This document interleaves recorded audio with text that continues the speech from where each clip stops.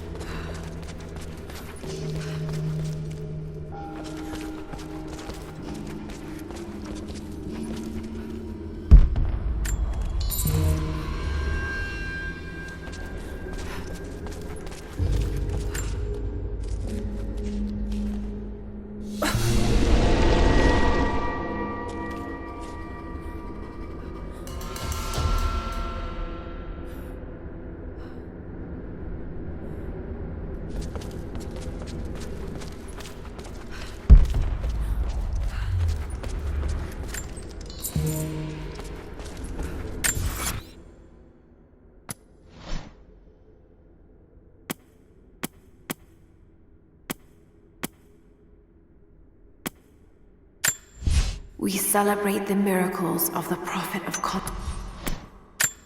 Kokos stands at the crest of the mount, watching as the stars move round him.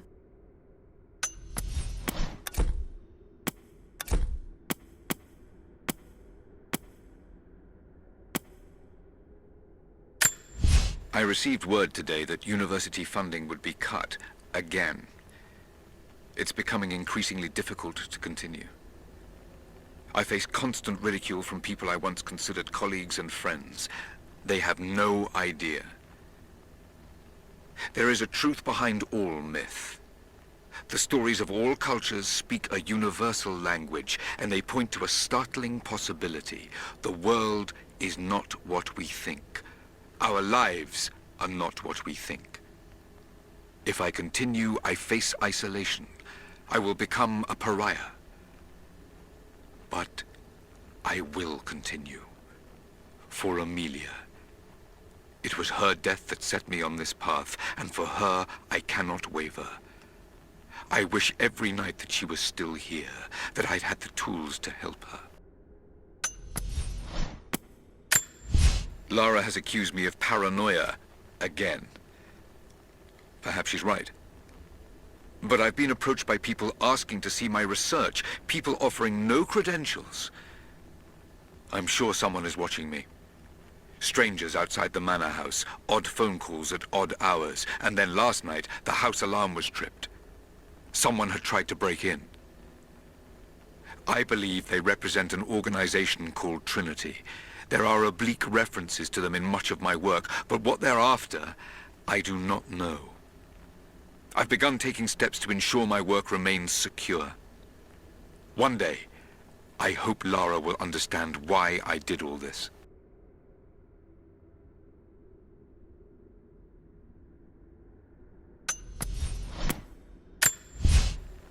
Received an invite today to speak at a conference on folklore and anthropology. Of course, I've only been invited as a figure of fun. They only want to ridicule me and my ideas.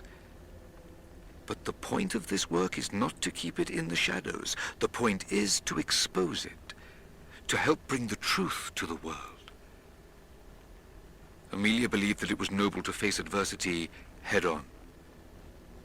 That strength was born from inside oneself. She was right. She was always right. For better or worse, I will accept the invitation. The conference was, of course, a disaster. I might as well have been booed from the podium, and yet I am in the best mood I've been in years. I met someone there, an admirer.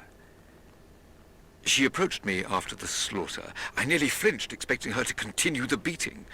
But instead she simply asked to hear more about my work, and when I started to talk, her questions were not loaded with cynicism. Instead, they were intelligent, almost innocent in their inquisitiveness. We spoke for hours. She says her name is Anna. I've invited her to dine with me when we're all back in London. Having Anna in my life has put new wind in my sails.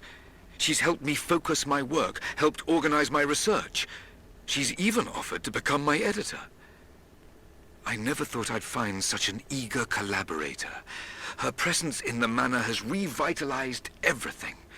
The rooms have life again. I feel I have life again. But I am worried what Lara will think. Her emotions are more guarded than mine. I worry she thinks I'm trying to replace her mother. But I'm not. I'm simply trying to find what happiness I can in this life. Lara will just have to understand that. New developments. I found an old manuscript buried and forgotten under a heap of pseudo-scientific texts. As I began translating it, I realized what I had, a record of the Deathless Prophet. I'm still working on the translation, but already it has provided details of his life I'd never read before. There may just be enough here to find the location of his tomb. This manuscript could be it, the singular piece of research that will bring all of my work on the immortal soul together. Revelations are coming quickly. There is much work to be done. Tonight over dinner, I'm going to celebrate with Anna. New development.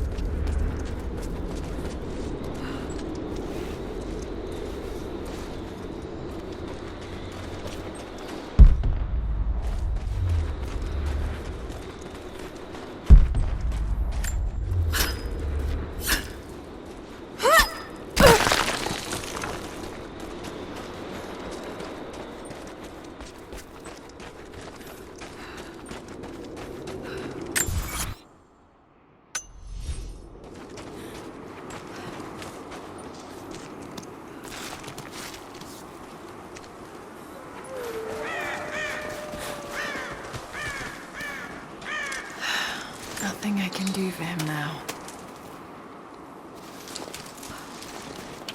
All units, just got word. First day in Siberia, and it happens. 2 years in Afghanistan and another in Indonesia, nothing. But one day out here on the ice, and pop, I get a kill. Watch the man's eyes go glassy as he begged me for something. Not Russian, no clue. I waited with him and watched. 1 minute he was there, and next, nothing. Just meat. I got sick on the snow, all mixed in with the kid's blood, but he's just meat now, and I'm alive. Constantine keeps telling us we're out here for a special reason, tells us we're doing God's work. I'm starting to see that now.